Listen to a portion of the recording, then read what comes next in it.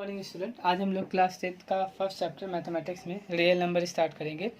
और real number start करेंगे तो रियल नंबर फर्स्ट चैप्टर में आपके रियल नंबर में जो भी बातें हैं उस चीज़ को पढ़ेंगे। बट उससे पहले हम लोग रियल नंबर में जो नंबर सिस्टम होता है जो आप क्लास 9 में पढ़े हैं उसके बारे में आपको नॉलेज होना चाहिए।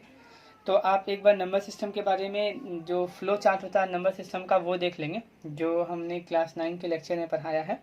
अभी हम लोग रियल नंबर का डेफिनेशन पढ़ के जो मेन टॉपिक है उस पर आ जाएंगे। अगर हम लोग रियल नंबर की बात करें कि रियल नंबर क्या होता है तो हम लोग कह सकते हैं कि कोई भी नंबर को हम लोग रियल नंबर कहते हैं जिसका स्क्वायर रूट पॉजिटिव हो। Square root of any number if positive then the number is called real number.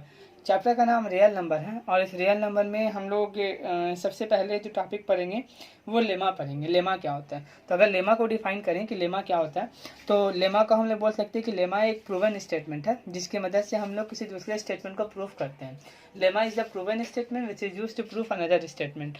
अब अगर एग्जाम्पल के तौर पे बात करें कि एग्जाम्पल क्या हो सकता है लेमा का, तो लेमा का एग्जाम्पल समझने से पहले हम लोगों को 3 बातें समझनी पड़ेगी कि थ्योरम, कॉरिलरी और लेमा में अंतर क्या होता है। आपने थ्योरम पढ़ा था क्लास 9 में, बहुत सारे थ्योरम पढ़े थे और बहुत सारे थ्योरम का आप बहुत सारा कॉरिलरी भी पढ़े थे।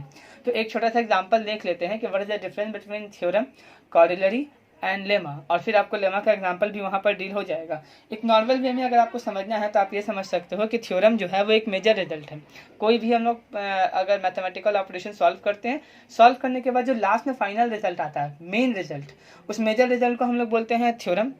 और जो मेन रिजल्ट के बाद जो इंटरमीडिएट रिजल्ट होता है, या फिर ये बोलो कि जो कोई ऐसा थ्योरम जो फॉलो करता हो पहले वाले थ्योरम को, तो उसे हम लोग कहते हैं कॉरिलरी। और लेमा जो होता है उस बड़े थ्योरम के बीच का कोई छोटा सा रिजल्ट होता है। जैसे एग्जांपल के तौर पर समझें कि हम लोग क्लास 9 में पढ़े थे कि अगर हमारे पास एक सर्कल है और उस सर्कल में एक आर्क है, this is our arc A B, if we named it A B, this is arc A B. इस आर्क ए बी से एक एंगल बना है सेंटर पे जो ये वाला एंगल है, ये ए ओ बी, और एक और एंगल बना है इसी आर्क ए बी से सर्कमफेरेंस पे जिसका नाम है ए सी बी। अगर दोनों एंगल को देखे तो हम लोग पढ़ चुके हैं कि angle inscribed at the center is double at any point on the circumference. Angle inscribed by arc at the center is double at any point on the circumference. तो angle AOB, angle AOB is equal to 2 of angle ACB। ये पहला result है, this is main result, this is what we call theorem. इसी theorem का use करके हम लोगों ने अगला एक और थ्योरम प्रूफ किया था जिसमें angle on the same segment proof किया था। Suppose this is A, this is C, this is D, ACB, ADC, ये दो एंगल हैं, this is the angle on the same segment. तो ये angle on the same segment theorem proof किए थे हम लोगों ने क्लास 9 में, और प्रूफ करते समय first theorem that is this theorem, इसका यूज किया था। So this theorem is exactly come from with the help of this theorem, theorem number 1। So this is no longer be a theorem but we can call it as corollary. Corollary पहले वाले theorem जो main result आपने proof किया उसकी मदद से कोई छोटा सा रिजल्ट नया निकल जाए जो थ्योरम ही हो लेकिन पहले के हेल्प से निकले तो उसे हम लोग क्या बोलते हैं, कोरिलरी बोलते हैं। और अगर लेमा की बात करें तो लेमा आपके एक बड़े थ्योरम का जो छोटा रिजल्ट होता है वो लेमा होता है। जैसे अगर पहले वाले में सेंटर पे एंगल जो होता है वो डबल होता है, then point on the circumference. अगर सपोज करिए ये आर्क ए बी जो है ये सेमी सर्कल का आर्क बन जाता है, तो सेमी सर्कल का आर्क बनता है तो वहाँ पर 180 डिग्री एंगल हो जाता है। इसका मतलब जो सर्कमफेरेंस पे एंगल बनता है वो 90 डिग्री हो जाता है। This is what we call lemma. तो यहाँ पर अगर आप देखोगे तो आपको angle in the semi circle is 90 degree. This is lemma, this is the small result that we get from the theorem number first. Theorem first से हमको रिजल्ट मिला है। थ्योरम फर्स्ट में ये एंगल 2 थीटा, ये एंगल थीटा, अगर ये A B arc straight line हो जाए तो ये डायमीटर बन जाएगा, तब ये 2 थीटा की जगह पे 180 हो जाएगा और ये 90 हो जाएगा। This is a small result that we get from the theorem, so this is called lemma. Now lemma is what, तो lemma is the small result that we get from a major result. So lemma is the proven statement which we use in proving the other statement, इसे हम लोग lemma कहते हैं। अब जब आप lemma समझ गए तो हम लोगों का नेक्स्ट जो हम लोगों को जानना है वर्ड वो है एल्गोरिथम। एल्गोरिथम क्या होता है, तो एल्गोरिथम के बारे में आप समझ सकते हो कि एल्गोरिथम एक वेल डिफाइंड स्टेप है, मैथमेटिकल वेल डिफाइंड स्टेप है जिसकी मदद से हम मैथमेटिक्स के अंदर का particular type of problem solve करते हैं। तो हम लोग डिफाइन एज इट इज करते हैं, an algorithm gives us some definite step to solve a particular type of problem in well defined manner, this is what we call algorithm. देखते हो आप कंप्यूटर पढ़ते हो तो कंप्यूटर का अपना लैंग्वेज होता है कंप्यूटर एल्गोरिथम, तो वो कुछ वेल डिफाइंड स्टेप्स होता है जिसको आपको फॉलो करना होता है। तो मैथमेटिक्स में एल्गोरिथम भी वेल डिफाइंड स्टेप है जिसको फॉलो करके आप मैथमेटिक्स का कोई प्रॉब्लम सॉल्व कर सकते हो। जैसे सबसे बेस्ट एग्जाम्पल जो होता है वो डिवीजन एल्गोरिथम होता है, जैसे हम पढ़ते हैं कि division is equal to divisor into quotient plus remainder. अगर आपके पास डिविडेंट है, आपके पास डिवाइजर है, if we are going to divide the dividend with the divisor we get quotient and remainder. और जब इसको हम dividend is equal to divisor into quotient plus remainder करते हैं तो वो वेरीफाइड हो जाता है। This is the step. Okay, तो you must keep in mind what is lemma and what is algorithm. Okay, Euclid हम जानते हैं क्लास 9 में पढ़े हैं, एक मैथमेटिशियन का नाम था, तो इनके ऑनर के इनके नाम पे डिवीजन लेमा और डिवीजन एल्गोरिथम बनाया गया। आपको दोनों के बीच का डिफरेंस आना चाहिए। What is the difference between Euclid division lemma and Euclid division algorithm. तो first of all we will talk about Euclid division lemma. Euclid division lemma क्या है? तो इक्विलिट डिवीजन लेमा के हिसाब से यह होता है कि अगर आपके पास कोई दो पॉजिटिव इंटीजर है, पॉजिटिव इंटीजर भी हो सकता है, नेचुरल नंबर भी हो सकता है। If we have two positive integer say A and B, if we have two positive integer say A and B, we always find two unique number q and r, two unique integer u and r, such that a is equal to bq plus r. Furthermore, for any two positive integer a and b, we can always find unique integer q and r such that a is equal to bq plus r, where r is equal to or greater than 0 but always less than b. Most important result for your exam. Remainder जो होता है, reminder का value जो होता है वो 0 के बराबर हो सकता है, 0 से बड़ा हो सकता है, but it should be always less than b and b is divisor over a. This is what we call equivalent division lemma. This result is called equivalent division lemma. इस रिजल्ट का नाम लेमा है क्योंकि एक proven statement है जिसकी मदद से हम कोई भी स्टेटमेंट को प्रूव कर सकते हैं। तो this is what we call lemma, इसे हम लेमा बोलेंगे। a is equal to B Q plus R, इसको आप बिल्कुल समझ सकते हो। a डिविडेंट है यहाँ पर, तो dividend is equal to this is b divisor into quotient plus r is remainder. जो आप छोटे क्लास में पढ़ के आए वो सेम चीज है। Dividend is equal to divisor into quotient plus remainder. But just keep in mind कि आपके पास यहाँ पर दो नंबर होगा a और b, जब डिवाइड करोगे तो दो नॉन जीरो नंबर और मिलेगा q और r, और वो इस तरह से होगा कि a is equal to B Q plus R, जहाँ पे आर का वैल्यू जो होगा वो ग्रेटर देन इक्वल टू 0 होगा बट लेस देन बी होगा, डिवाइजर से छोटा होगा। This is all about division lemma, Euclid division lemma. अगला जो हमारा है वो इक्विलिट डिवीजन एल्गोरिथम है, और इक्विलिट डिवीजन एल्गोरिथम जो है वो एप्लीकेशन ही है इक्विलिट डिवीजन लेमा का।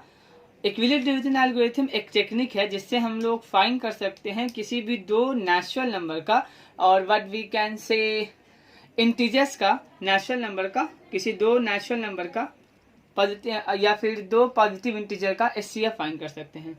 तो इक्विलिट डिवीजन एल्गोरिथम एक ऐसा टेक्निक है जिसके मदद से हम दो नंबर का एचसीएफ फाइंड करते हैं। कैसा? दो से ज़्यादा नंबर का ये फाइंड कर सकते हैं, हाँ वो आपके अंडरस्टैंडिंग पर डिपेंड करता है, आप कितने भी नंबर का फाइंड कर सकते हैं, बट मिनिमम दो नंबर का फाइंड कर सकते हैं, आपके सिलेबस में यही है। तो इसका मतलब एचसीएफ जो होगा वो किसी भी दो नेचुरल नंबर का फाइंड किया जा सकता है with the help of Euclid division algorithm. मान लेते हैं कि HCF of any two natural number A and B, हम किसी दो नंबर का एचसीएफ निकालने जा रहे हैं इस तरह से कि ए जो है बी से बड़ा है, तो उसको ऑब्टेन करने के लिए हमारे पास कुछ स्टेप्स हैं, उस स्टेप्स को हम फॉलो करेंगे और फिर उस पर क्वेश्चन देखेंगे क्वेश्चन कैसे बनता है। एग्जाम में आपको जब क्वेश्चन आता है तो ये बिल्कुल मेंशन होता है कि आप इक्विलिट डिवीजन एल्गोरिथम के हेल्प से, इक्विलिट डिवीजन एल्गोरिथम के हेल्प से आप एचसीएफ निकालो। आप नॉर्मल वे से निकालोगे जो हम लोग प्राइम फैक्टर पढ़ा है, या यूँ बात करें कि हम लोगों ने जो लॉन्ग डिवीजन मेथड पढ़ा है तो वो गलत हो जाएगा। जबकि मेंशन होगा इक्विलिट डिवीजन एल्गोरिथम से निकालना, तो आपको यूज करना पड़ेगा इक्विलिट डिवीजन एल्गोरिथम का। तो जो स्टेप्स है जिसका हम लोग फॉलो करके निकाल सकते हैं वो स्टेप हम कुछ लिख देते हैं। We have total 3 step. Step number first की अगर बात करें तो स्टेप फर्स्ट जो है उसमें हम लोग सबसे पहले अप्लाई करते हैं, apply EDL Euclid division lemma, हम शॉर्टकट यहाँ पर यूज कर रहे हैं। Apply EDL to A and B, जो भी आपको नंबर दिया गया है ए और बी, उसमें पहले आप EDL अप्लाई करोगे टू फाइंड, आपको दो नंबर मिलेगा, to find Q and R find करेंगे सच दैट वो इस तरह से होगा क्यू एन आर कि ए का वैल्यू जो होगा वो होगा बी क्यू प्लस आर, और जहाँ पर r का वैल्यू जो होगा वो equal to greater than 0 but less than b। ये काम करेंगे। करने के बाद अगर ऐसा हो जाए कि जब आप डिवाइड करोगे और आपका रिमाइंडर 0 हो जाए, इन केस पहले ही स्टेप आपने डिवाइड किया और डिवाइड करने के बाद रिमाइंडर 0 हो गया, if r is equal to 0, अगर रिमाइंडर 0 आ गया, देन जो HCF होगा a कॉमा b का, वो आपको b होगा। b डिवाइजर है, आपको पता होगा HCF निकालते वक्त कि जिस डिवाइजर से कट के रिमाइंडर 0 आता है वही HCF होता है। तो अगर r इज इक्वल टू 0 हो जाए तब HCF जो होगा a और b का वो किसके बराबर होगा, b के बराबर होगा। अगर ऐसा हो जाए कि if r is not equal to 0, अगर r इक्वल टू 0 ना हो, देन तब क्या करेंगे, देन इसी स्टेप को then again what we will do, again apply, हमको दोबारा अप्लाई करना पड़ेगा equilibrium division lemma. Again apply equilibrium division lemma to B and R. इस बार बी और आर को अप्लाई करेंगे। उसके बाद फिर क्या करेंगे, step number third. Step third में हम लोग क्या करेंगे, रिपीट करेंगे इस प्रोसेस को, रिपीट द स्टेप्स को रिपीट करेंगे टिल वी गेट, कब तक, जब तक हमको till we get R is equal to 0, जब तक हमको रिमाइंडर 0 ना मिल जाए। जैसे ही रिमाइंडर 0 मिल जाएगा हमको जो डिवाइजर होगा वो HCF होगा उन दो नंबर का। जैसे हमको r इज इक्वल टू 0 मिल जाएगा, the divisor which makes r is equal to 0 will be HCF।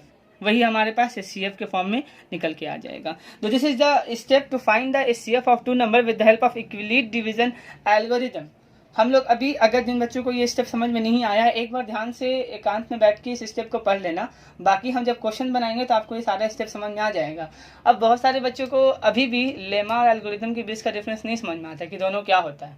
तो एक तो डेफिनेशन वाइज आप बिल्कुल समझ सकते हो कि लेमा प्रूवन स्टेटमेंट है, जिसके मदद से हम लोग किसी भी मैथमेटिकल किसी को भी प्रूफ करते हैं, जबकि एल्गोरिथम जो है वो एक स्टेप है, वेल डिफाइंड स्टेप है। आप इसको ऐसे भी समझ सकते हो कि आपका घर है, आपके घर में एक, अगर आपको फर्स्ट फ्लोर पे जाना है तो आपको सीढ़ी से फर्स्ट फ्लोर पे जाना होगा। तो अगर आपको सीढ़ी से फर्स्ट फ्लोर पे जाना है तो सीढ़ी जो आपका है वो एल्गोरिथम है क्योंकि आपको स्टेप वाइज चलना है और वो एल्गोरिथम है। अब लेमा क्या है, इसमें लेमा जो है एक प्रूवन स्टेटमेंट है। मतलब आपको अगर किसी दूसरे घर पे जाना हो तो आप डायरेक्ट उससे घर पे चाह नहीं सकते हो। आप इसको ऐसे एग्जांपल पे लेके चलो कि आपको मेरे घर पे आना था, आपको मेरे घर पे कोई नहीं जानता है, तो आपको मेरे फर्स्ट फ्लोर पे लाने के लिए हम चाहिए। तो हम जो है वो एक अपने घर के लिए प्रूवन स्टेटमेंट है, जो आपका हाथ पकड़ लेंगे तो आपको मेरे घर पे आने से कोई नहीं रोक सकता। लेकिन अगर आपको मेरे फर्स्ट फ्लोर पे जाना है तो आपको एक स्टेप फॉलो करना पड़ेगा। हम तो आपके लिए लेमा हो गए क्योंकि हम प्रूवन स्टेटमेंट है अपने घर के लिए, मेरे घर वाले सारे लोग हमको जानते हैं, और जब तुम मेरे साथ आओगे तुम्हें कोई नहीं रोकेगा, तो हम लेमा हो गए। लेकिन अब फर्स्ट फ्लोर पर जाने के लिए हमको भी सीढ़ी चाहिए, आपको भी सीढ़ी चाहिए। तो ये सीढ़ी जो है, स्टेयर जो है, this is what we call algorithm. तो आप इस तरीके से एक सिनॉप्सिस के तौर पर समझ सकते हो एल्गोरिथम और लेमा के बीच का डिफरेंस। तो हम लोग इक्विलिब्रियम डिवीजन एल्गोरिथम में एक क्वेश्चन देखेंगे HCF निकालने का। हम लोग पहले ही जानते हैं कि HCF किसे कहते हैं। HCF का मतलब हाईएस्ट कॉमन फैक्टर होता है, जिसको हम लोग GCD भी कहते हैं। तो एक क्वेश्चन देख लेते हैं, यूज इक्विलिब्रियम डिवीजन एल्गोरिथम। आप इक्विलिब्रियम डिवीजन एल्गोरिथम का यूज़ करें और यूज़ करने के बाद आप HCF फाइंड करें। To find the HCF of 272 and 1032। इन दो नंबर का आपको HCF फाइंड करना with the help of equilibrium division algorithm, equilibrium division algorithm का यूज़ करके। सबसे पहले हम काम ये करेंगे, जब छोटे क्लासेस में हम लोग डिवीजन रूल पढ़े हैं, डिवीजन रूल HCF फाइंड करने का। पहले हम यहाँ पर एक साइड में HCF डायरेक्टली फाइंड कर लेंगे। इसमें छोटा नंबर 272 है, हम यहाँ पर 272 लिख देंगे और इसको डिवाइड कर देंगे 1032 से। तो यहाँ पे चूँकि 27 है, यहाँ 103 है, तो मेरे ख्याल से 3 टाइम में आ जाएगा। ये 3 टाइम में जब इसको हम डिवाइड करेंगे तो ये 618 हो जाएगा, और 618 जब इसको सब्ट्रैक्ट करेंगे तो इट शुड बी 612। कैंसिल हो गया ये। अब चूँकि ये रिमाइंडर है तो अगेन हम यहाँ पे डिविजिबल का साइन देंगे और 272 यहाँ लिख देंगे। 1 टाइम में 216 फिर से हो जाएगा। जब इसको सब्ट्रैक्ट करेंगे तो हमको मिल जाएगा 56, फिर यहाँ पर हम डिवीजन का साइन देंगे और ये 216 यहाँ लिख देंगे। 56 से 5 4 × 20 होता है, 3 टाइम में ही आएगा, 168 हो जाएगा 3 टाइम में। जब इसको सब्ट्रैक्ट करेंगे तो ये 8 हो गया और ये 4 हो गया, ये कैंसिल हो गया। फिर से यहाँ 56 लिख देंगे हम, 1 टाइम में 48 हो जाएगा। जब इसको सब्ट्रैक्ट करेंगे तो ये 8 हो जाएगा, फिर 48 यहाँ लिखेंगे और 48 6 टाइम में 48 भी कैंसिल हो जाएगा, रिमाइंडर 0 हो जाएगा।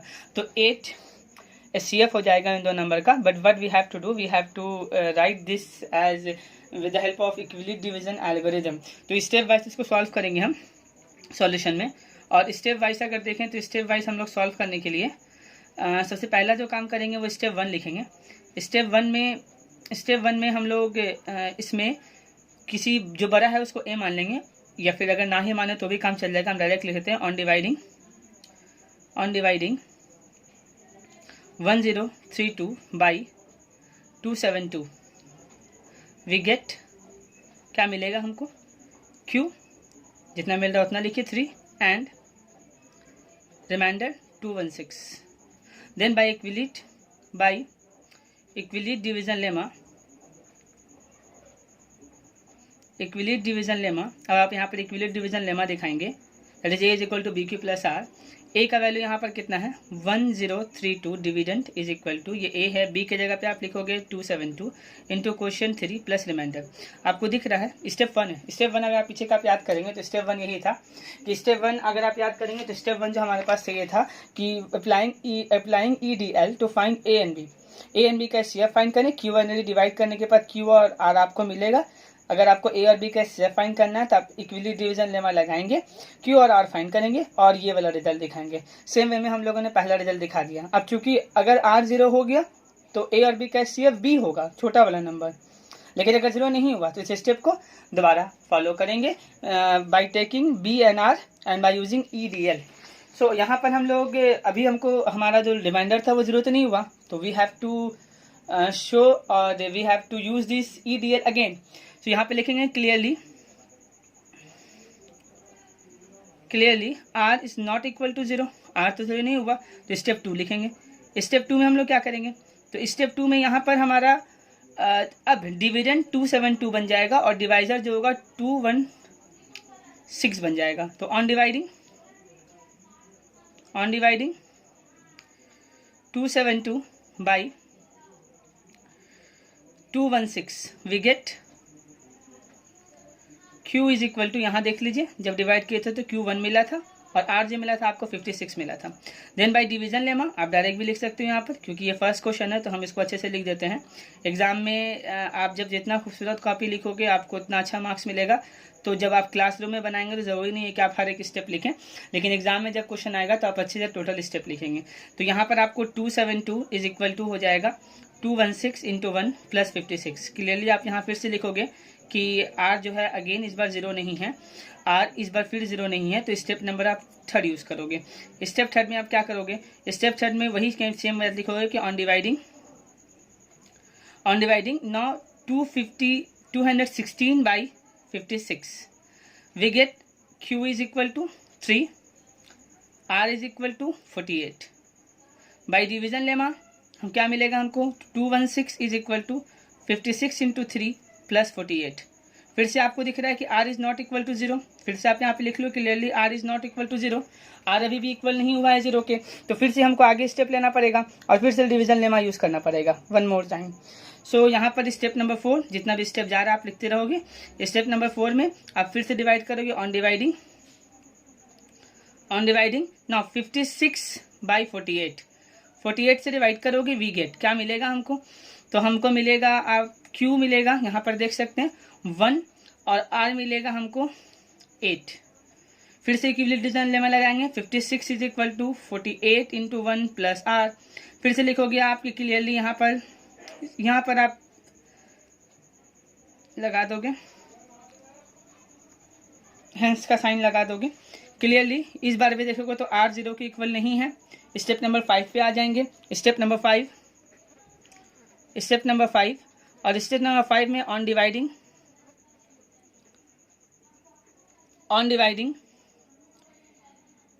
48 जो यहाँ डिवाइजर है उसको रिमाइंडर से डिवाइड करेंगे 48 बाई 8 वी गेट, क्या मिलेगा हमको यहाँ पर Q का वैल्यू हमको मिल जाएगा, Q 6 मिल जाएगा और रिमाइंडर 0 मिल जाएगा।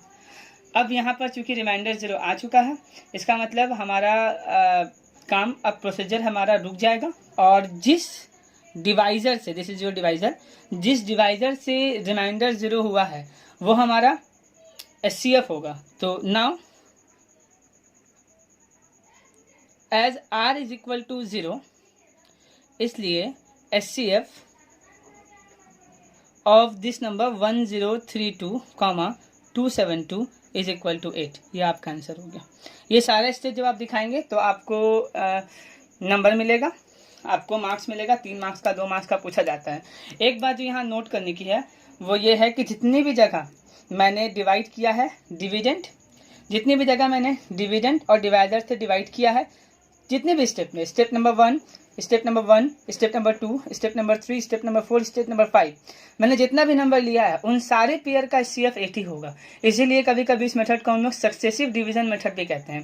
तो यहाँ पे आप नोट करके इस बात को मेंशन कर लें कि अगर हम यहाँ एक नोट बना लें, स्टार बना के नोट, तो नोट में आप ये मेंशन कर लेंगे यहाँ पर कि सिर्फ इन 2 नंबर का SCF नहीं, यहाँ पर जितने भी नंबर थे सबका SCF, जितने भी आपने डिवाइड किया है सबका SCF 1 होगा। इसका मतलब SCF ऑफ, फर्स्ट ऊपर से स्टार्ट करेंगे, 1032 माइनस 272, ये बराबर होगा SCF ऑफ, उसके बाद वाला फोर्थ स्टेप में देखेंगे तो 50, चलो नेक्स्ट स्टेप में देखें, सेकंड में 272, 216, ये बराबर होगा SCF ऑफ, थर्ड स्टेप में जो नंबर था दैट इज 216, 56, ये बराबर होगा SCF ऑफ, फोर्थ में जो होगा दैट इज 56, 48, और ये बराबर होगा SCF ऑफ, लास्ट में जो 5 लिखा है 48, 8, और ये सबका बराबर कितना होगा 8 के।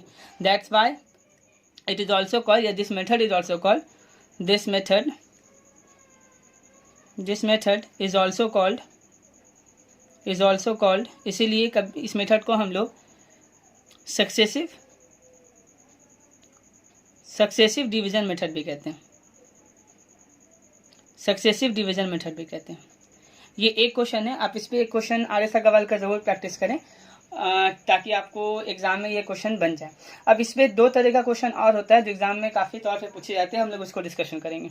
हम लोग क्वेश्चन नंबर 2 देखेंगे। ये SCF की बेसिस पे ही क्वेश्चन है, और यहाँ पर क्वेश्चन है कि if the SCF of 65 and 117 is expressible in the form of 65m - 117। अगर ये 65 और 117 का SCF को हम एक्सप्रेस कर सकते हैं इस फॉर्म में 65m - 117 पे, देन आपको तब क्या करना है, पहले इन दोनों का SCF फाइंड करना है और फिर m का वैल्यू फाइंड करना है। तो जैसे हम लोग पहले डिवीजन लेमा पढ़े थे उस बेसिस पे हम लोग SCF पहले फाइंड कर लेंगे। ये सारे बच्चों को आता है, हमने पहले से कर लिया है इसको।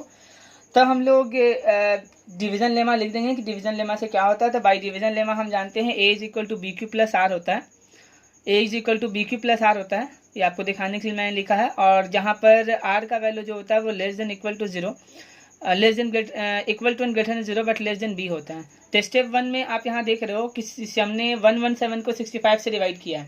तो यहाँ पर सारे स्टेप हम नहीं लिखेंगे जैसे पहले फर्स्ट क्वेश्चन में लिखे थे, वो आप अंडरस्टूड हो। तो स्टेप 1 में सीधा सीधी डिवीजन लेमा के बेसिस पे 117 जो होगा वो बराबर हो जाएगा 65 × 1 + 52। अगेन रिमाइंडर 0 नहीं है तो हम लोग स्टेप नंबर 2 लिख सकते हैं, स्टेप नंबर 2। और स्टेप नंबर 2 से ये होगा, क्योंकि यहाँ पे रिमाइंडर 0 नहीं हुआ है तो हम अगला स्टेप करेंगे। अगला स्टेप में क्या हो जाएगा, 65 जो होगा वो बराबर हो जाएगा 52 × 1 + 13। अभी भी रिमाइंडर 0 नहीं है तो स्टेप नंबर 3 कर लेंगे। और स्टेप नंबर 3 में हमारे पास 52 डिविडेंड होगा, उसको डिवाइड करेंगे 13 तो हमको क्वेश्चन मिलेगा 4 और प्लस रिमाइंडर होगा 0। तो यहाँ पे आ चुका है क्लियरली, हम देख रहे हैं कि रिमाइंडर का वैल्यू 0 हो चुका है। इसका मतलब मेरा SCF फाइंड हो गया। दस SCF of 2 number that is 65, 117 is equal to 13। ये SCF निकल गया। नाउ अब यहाँ पर लिखा हुआ है कि SCF को ही एक्सप्रेस किया गया, इन दोनों के SCF को ही एक्सप्रेस किया गया इस फॉर्म में। तो यहाँ पर आप देख सकते हो साफ साफ आपको मालूम पड़ रहा है कि SCF जो होगा that is SCF of this 2 number 65 - 117, ये तो एक्सप्रेस है उस फॉर्म में 65m - 117 के फॉर्म में। और ये SCF का वैल्यू आपने निकाला है 13, तो 13 इज इक्वल टू 65m - 117। आप 117 को इधर ले आइए, 65 + 117 is equal to 13 + 117 is equal to 65 एम। इसको जब ऐड कर लेंगे तो आपको मिल जाएगा 130 इज इक्वल टू 65 एम। सो यहाँ से m का वैल्यू हो जाएगा, यहाँ से आपको m का वैल्यू मिल जाएगा 130 divided by 65 and it should be equal to m is equal to 2. So now we have find the value of m and SCF of this two number. ये दूसरा नंबर क्वेश्चन है on SCF। अब हम लोग third number question देखेंगे ना। हमारा question number third जो है, अगर हम लोग क्वेश्चन नंबर थर्ड की बात करें तो थर्ड नंबर क्वेश्चन हमारा इसी बेसिस पर है। Question number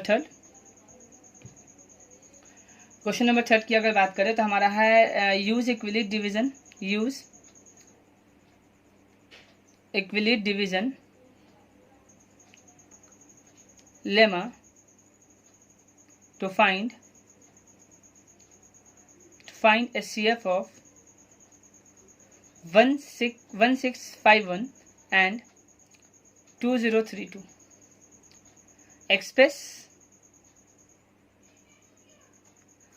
the SCF in the form of 1651 m plus 2032 n। आपको पहले तो दोनों का SCF निकालना है और SCF निकालने के बाद आपको एक्सप्रेस करना है। SCF को एक्सप्रेस करना है इस फॉर्म में 1651 m plus 2032 n के फॉर्म में एक्सप्रेस करना है SCF को।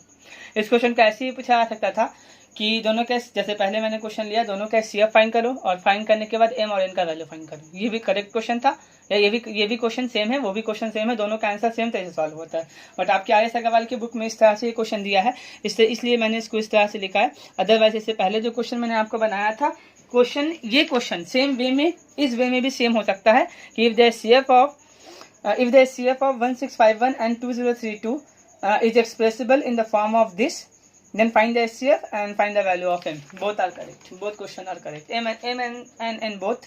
तो यहाँ पर भी सेम क्या करते हैं, पहले SCF निकाल लेते हैं रफ में, जो पहले से हम लोग करते आ रहे हैं। तो सॉल्यूशन करने के लिए यहाँ पर हम लोग पहले SCF निकाल लेते हैं।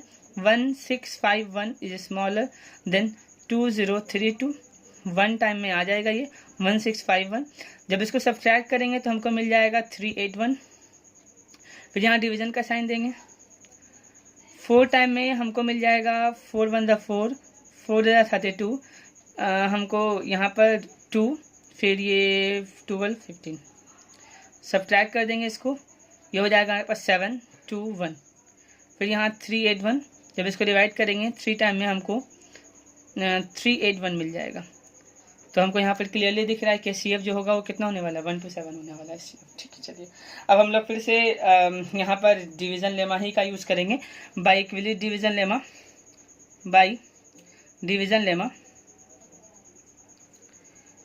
लेमा से हम जानते हैं कि A इज इक्वल टू जो होता है वो होता है BQ प्लस R, जहाँ R का वैल्यू जो होता है वो greater than equal to 0 but less than B होता है, ये हम जानते हैं। इसी बात का यूज़ करेंगे। यहाँ पर ये स्टेप नहीं लिख रहे हैं क्योंकि स्टेप हम लोग देख चुके हैं। तो स्टेप नंबर 1 डायरेक्टली लिखेंगे हम। स्टेप नंबर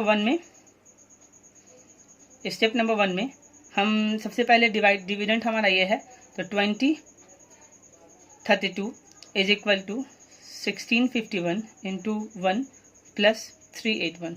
रिमाइंडर 0 नहीं है इसलिए हमको स्टेप नंबर 2 भी लिखना पड़ेगा। और स्टेप नंबर 2 जो हमारे पास होगा वो उसमें डिविडेंट 1651 होगा, डिवाइजर 381 होगा, इंटू हमारे पास क्वेश्चन 4 आया है, प्लस रिमाइंडर हमारे पास 127 आया है। अगले स्टेप में ये भी रिमाइंडर 0 नहीं है, स्टेप नंबर 3 लिखेंगे। और स्टेप 3 में हम लोग 381 यहाँ का जो डिवाइजर है, डिविडेंट इज इक्वल टू किसके बराबर होगा, divisor that is 127 into 3 plus remainder इस बार 0 आ गया। क्लियरली रिमाइंडर जो हो गया वो 0 हो गया। Clearly R is equal to 0, इसका मतलब यह हो गया 10 SCF of 1651, 2032 is equal to 127। ये हमारा SCF निकल गया, फर्स्ट आंसर हो गया हमारा। अब ये जो मैंने स्टेप 1 स्टेप 2 स्टेप 3 लिखा है, इस चीज़ को आप अगर एग्जाम में आपको क्वेश्चन आता है 3 नंबर का 4 नंबर का, तो आप जो मैंने फर्स्ट क्वेश्चन सॉल्व किया है स्टेप पूरा लिख कर उस तरह से सॉल्व करेंगे। अदरवाइज अगर 2 नंबर का होगा तो आप शॉर्ट में सॉल्व कर देंगे। एक काम हो गया। अब इस HCF को एक्सप्रेस करना है इन the form of given 1651m + 2032n। आइए इसको करते हैं। इस चीज़ को हम लोग कैसे कर सकते हैं, एक्सप्रेस कैसे कर सकते हैं। नाउ यहाँ पर एक काम कर सकते हो आप को ये पहले चेक करना है कि ऊपर में जो स्टेप 1 स्टेप 2 स्टेप 3 आपने लिखा है, इसमें से कौन से स्टेप में रिमाइंडर में HCF का आंसर है। HCF कितना 1 to 7, तो ये तीनों step number 1 step number 2 step number 3, इन तीनों में देखो कि 1 to 7 रिमाइंडर में कहाँ है, स्टेप नंबर 2। तो नाउ फ्रॉम स्टेप नंबर 2 हम लिख सकते हैं, now from step number 2, step 2 से अगर आप देखोगे तो आपको 1651 is equal to 381 into 4 plus 1 to 7 मिलेगा। यहाँ से आप 1 to 7 का वैल्यू निकालो। 1 to 7 इज इक्वल टू कितना हो जाएगा, ये सब इधर आ जाएगा, 1651 माइनस 381 इंटू 4। अब बोलोगे कि सर यहाँ पर 1 to 7 क्यों लिखे हैं आप, चूंकि आपको क्वेश्चन में है कि HCF को एक्सप्रेस करना है उस फॉर्म में, तो HCF को आप एक तरफ रखोगे इक्वल टू के पहले। अब ये तो HCF का आंसर हो गया, ये LHS हो गया, RHS में बस आपको ये लाना है, मतलब 1651 और 2032 के फॉर्म में लाना है। 1651 आ चुका है, 381 नहीं चाहिए, तो 381 को आपको रिमूव करना पड़ेगा। आइए 381 रिमूव कहाँ से करेंगे, तो अगर आप स्टेप नंबर 1 से देखोगे तो स्टेप नंबर 1 में 381 का वैल्यू क्या हो सकता है, 381 को यहीं छोड़ दो, इन सबको उधर ले जाओ। It should be equal to 2032 minus 1651 into 1। तो हम यहाँ से लिख सकते हैं फ्रॉम स्टेप 1 से हम इस इक्वेशन में लिख सकते हैं 1 to 7 is equal to 1651, 1 to 7 is equal to 1651 और माइनस को छोड़ देते हैं। यहाँ पर 381 को हम क्या लिख रहे हैं, 381 को यहाँ से हम लिख रहे हैं 2032 ब्रैकेट में लिखेंगे 2032 और ये पूरा उधर जाएगा तो माइनस हो जाएगा, माइनस 1651 इंटू 1 और पूरे का इंटू कितना है यहाँ पर 4। चलिए ठीक है, अब इसको हम लोग ऑलरेडी ये 1651 और 2032 के फॉर्म में है, उसके अलावा कोई नंबर नहीं है, HCF उसी फॉर्म में करना है और हमको यहाँ से किसी भी चीज़ को रिमूव करने की जरूरत नहीं है। 1 to 7 is equal to 1651 multiply करते हैं 4 से, जब इसको मल्टीप्लाई करेंगे तो माइनस 4 इंटू 2032 हो जाएगा और ये ब्रैकेट खोलेगा तो ये माइनस माइनस प्लस हो जाएगा, 4 से ये मल्टीप्लाई होगा 4 इंटू 1651। अब इसको आगे अगर नेक्स्ट स्टेप में लिखो तो हम लिखेंगे यहाँ पर 1 to 7 इज इक्वल टू हो जाएगा, देखो अब ये भी है आपको 1651 इंटू 4 और यहाँ भी है 1651, यहाँ पर क्या इंटू है सर, तो यहाँ 1 इंटू है, तो ये 4 और ये 1 5 हो जाएगा, यानी 5 इंटू हम लिख सकते हैं 1651 और यहाँ पर माइनस 4 इंटू 2032।